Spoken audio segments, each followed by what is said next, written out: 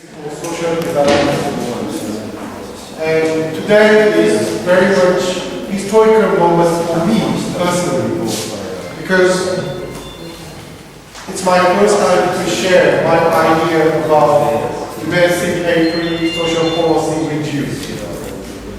Over the last 5 years, United Nations Research Institute for Social Development and myself have been talking about transformative social policy ideas.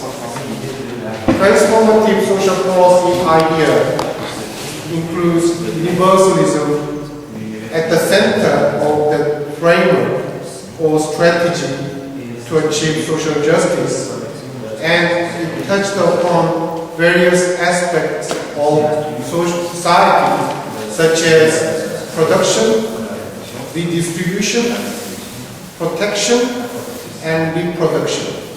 So we've been arguing that social policy cannot make social justice by focusing only protection aspect of social policy.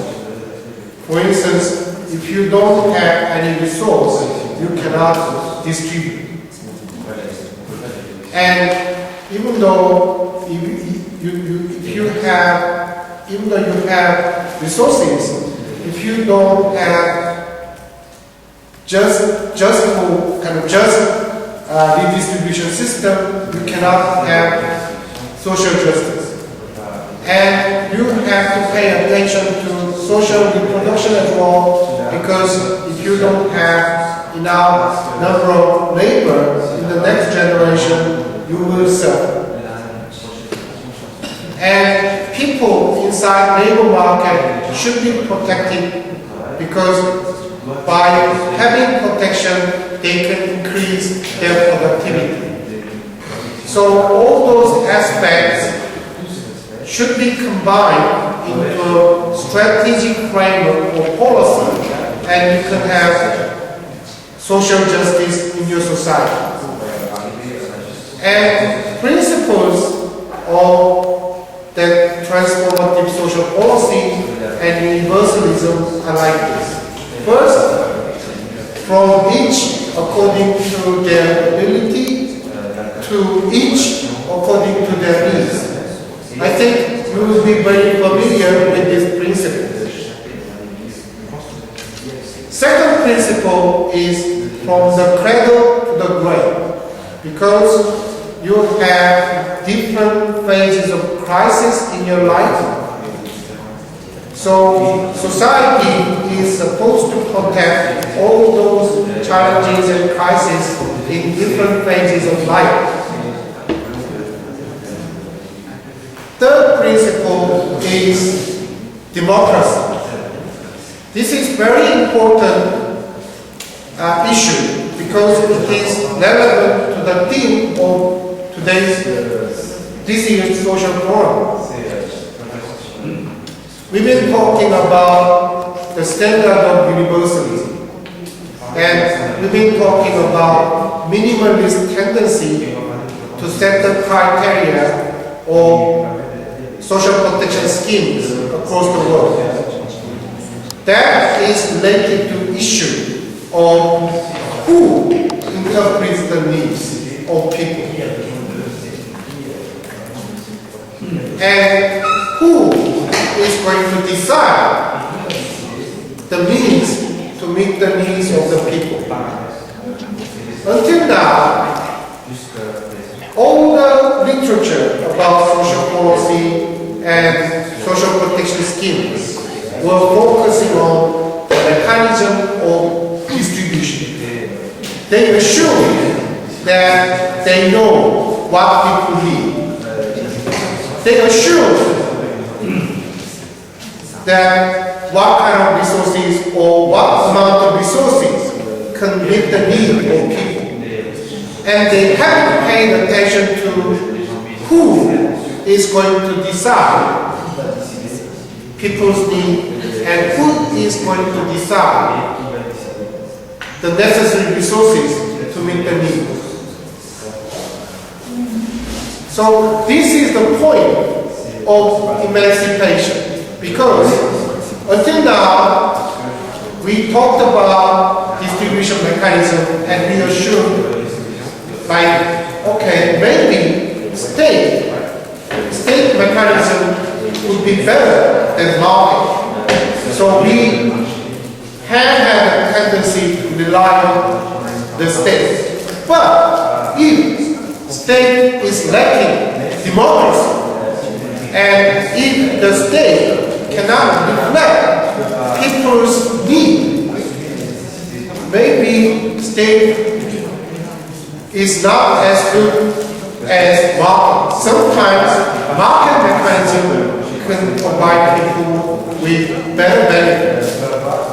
So what I'm trying to say today is what we need is mechanism to define the need based on people's participation. Mechanism to define the amount of resources to meet the need based on people's participation. I think this is what the professor of New School in New York called Nancy Fraser called emancipation or politics of emancipation.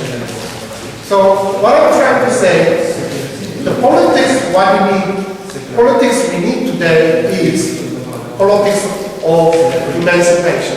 So we need to emancipate ourselves from all kinds of domination. It can be market, it can be authoritarian state, it can be very much immoral power. I found the importance of this politics of emancipation in Tunisia. In Tunisia, 2 years ago, people toppled the kind of long-standing dictatorship. And this political power change could not guarantee what people need.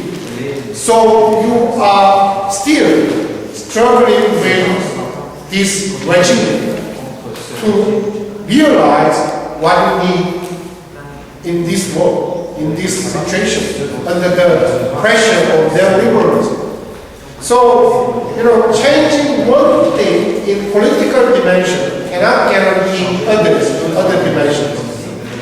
So we have to emancipate ourselves from all kinds of dominations in all kinds of dimensions of society. So that is related to what Maris talked about. It can be income, it can be education, it can be health, it can be water, it can be electricity, it can be human rights. So our strategy should be comprehensive and holistic. So we have to challenge all the dominations. Until now, we were fighting against neoliberalism because we know the immoral power or injustice of capitalism. But there are other sources of injustice and immorality. So we have to identify all the sources of evil and we have to fight. And that's what I'm talking about today under the term of politics of emancipation. And in addition to this politics of emancipation, strategically, I'd like to talk about one UN initiative. I'd like to talk about this UN initiative from very much critical perspective because I don't like it. It's called Social Protection Law. I have 7 questions about this initiative. And I would like you to recognize that there are some people with a huge criticism about this social protection law initiative within UN families. There are critical people in ILO, there are critical people in SDB, and even in World Bank. I think having a dialogue with people with similar minds is quite important. I think this is today's my presentation. My presentation today can be one opportunity for us to dialogue with each other. Okay, I will move to slides.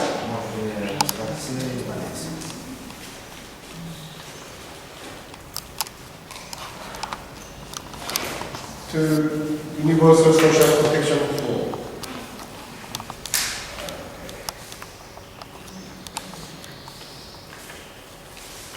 I think you have heard about this universal social protection law or global social protection law because it was passionately advocated by World Bank, ILO, and WHO.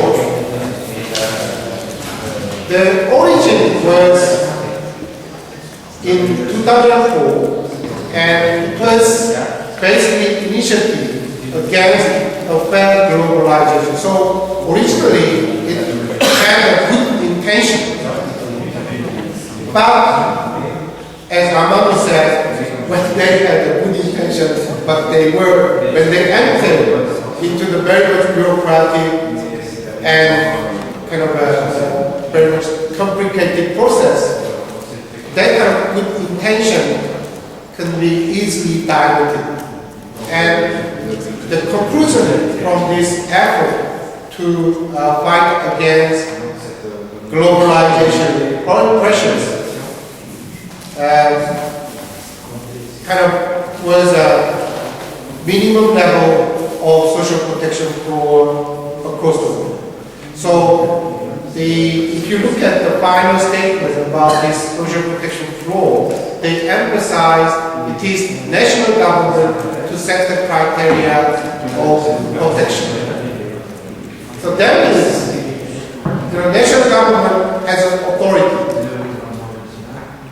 to set the level of social protection of their people.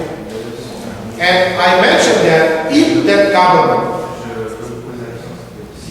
is lacking democracy enough to reflect the need of people, that minimum standard can be awful standard. And you will see so many cases in developing countries. One typical example is minimum wage. If government is lacking democracy, minimum wage is always below the kind of a normal wage people can get in the market. So even though people get $2 or $3 as a practical minimum wage in the market, government can say, okay, from today our minimum wage can be 50 cents per day.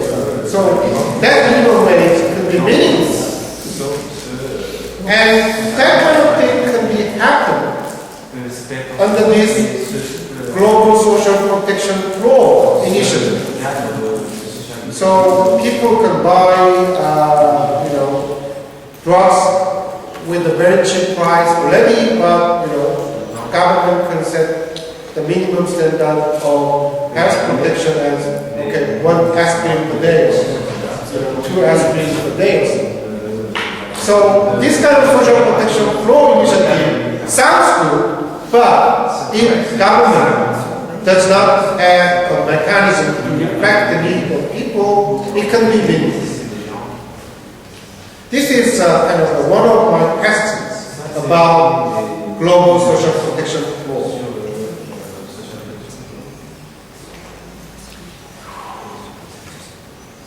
And second question is, they are talking about nationally defined poverty line as well. It's embarrassing to hear that recently African Development Bank announced that in African continent you have increasing middle class. And that concept of middle class in African country is if they have income like more than $2 a day, they can be defined middle class in Africa. It's a foreign concept.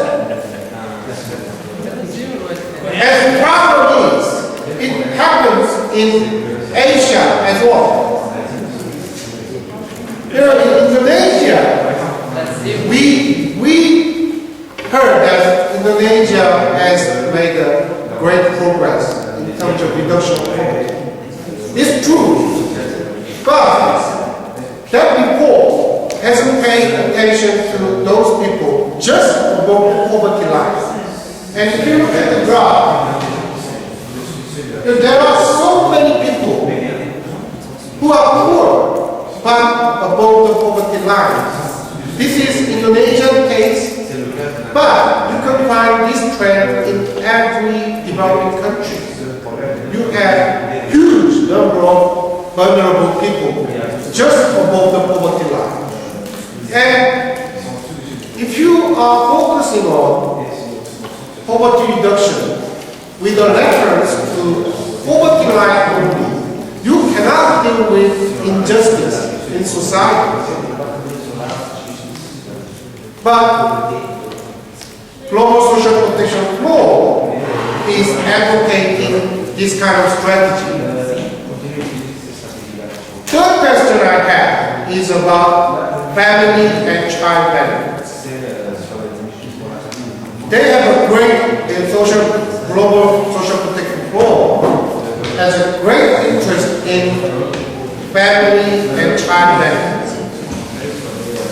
But they haven't talked about what kind of strategy or policy can be used to meet the demands or needs related to family and child. You know, of course, there was a kind of good outcome from some cash transfer programs in several countries, but we have great risk embedded in that program of cash transfer to meet the needs of family and child benefits. Normally, cash transfer programs focusing on child and family benefits are reinforcing the division of labor or care division called, meaning it kind of strengthens the force to discriminate women in terms of participation in labor market, because normally in order to get family and child benefits, women should play a significant role within household. So it strengthens division of care within household. That is injustice. And targeted approach. With targeted approach, you cannot cover the whole needs and demands of child and family. When you have the most successful targeting program in the world, the coverage rate is less than 50%. Normally, on average, it's 40%. And a lot of people are excluded from this targeting program, even though they are eligible to that program.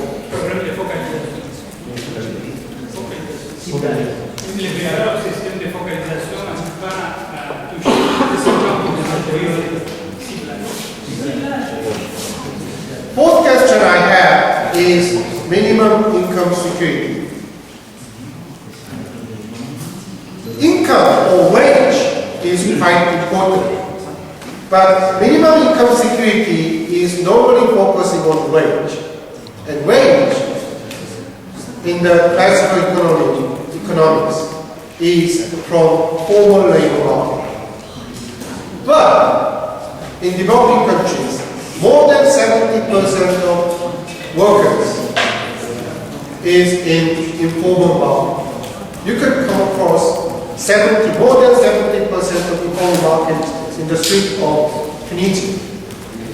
And if you focus on wage, you will exclude all those people working in informal market. So, minimum income security should have mechanisms to include informal workers, and I haven't seen any mechanism to include informal workers yet in this initiative. Fifth question is about the mechanisms I just talked about. I told you about the problems of targeting approach. Targeting is expensive. You need a lot of money to do targeting because you have to select those people eligible to that program. Targeting is unjust because it causes stigma and it is not based on human rights. And targeting is not effective because, as I told you, targeting cannot include all those people eligible to the program. So we have to have very cheap, very efficient, and effective program, which is universal program. All the advanced countries in the North, for instance, Nordic countries,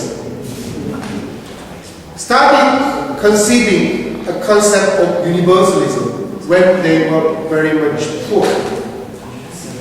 Some countries started thinking about universalism in the 1930s, and they effectively achieved universalism in the 60s and 70s. And 1950s and 60s and 70s were not the golden years of those Nordic countries. They were considered poor in European continent, but they could achieve universalism and they could think of universalism. That implies that universalism is not that expensive. And we know the effectiveness and efficiency of universalism from the examples of Nordic countries already. So we have to include this idea of universalism in whatever initiative it is, especially in this global protection laws. If it is kind of set as the global standard or global strategy, we have to fight to include this universalism concept into this initiative. Sixth question is financing issue. Financing issue is very much a complicated matter, but I'd like to share one example, one principle related to this financial issue. As our mother said, whenever social protection issues emerge, people from the government, or people from the economic sector, or even some people from civil society are complaining about lack of money. We don't have money. I think maybe we can change the way of thinking.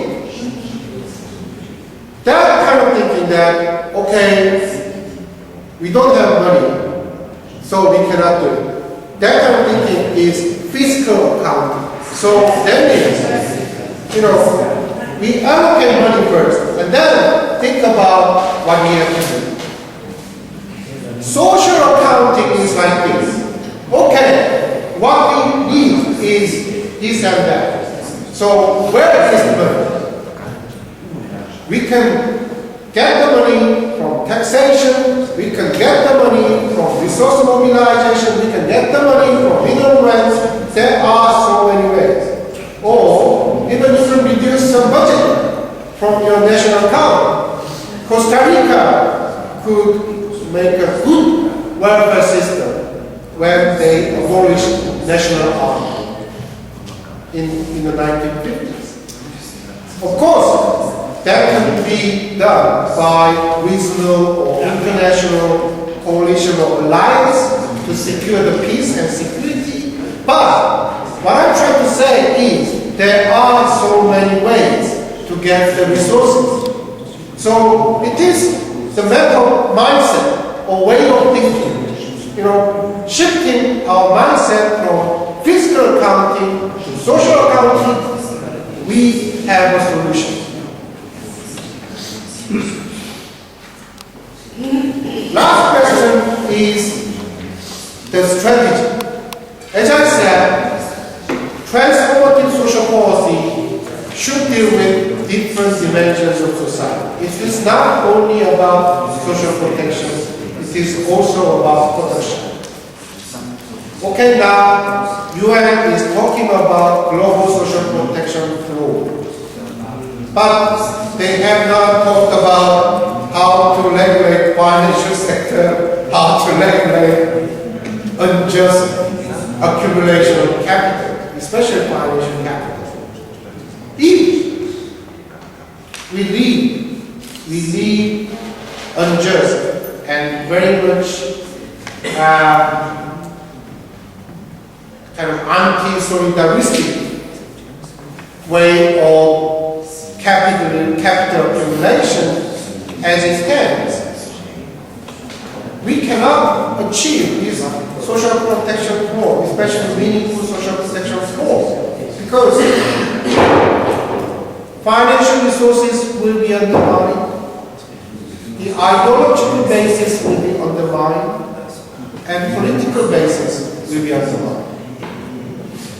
Today's problem with finance is much more serious than the period when Hilferding talked about financial imperialism in the 1940s. Because nowadays, in those days, financial sector was powerful because they were directly linked to politicians. Nowadays, financial sector is linked to every dimension of society. Even, we are swayed by financial power. Even all those social protection schemes are already kind of dominated by finance or financial sector, because some countries fund for pensions are already hugely heavily dependent upon dynamics of financial market. So they have to abide by rules and regulations and principles and skills produced by financial industry. So, if we do not have a comprehensive, holistic strategy for development, this kind of initiative can be meaningless. So, I'm trying to ask, what is our developmental strategy in which social protection law is situated? So, those are my 7 questions. I have another set of questions for universalism, but I think maybe we can listen to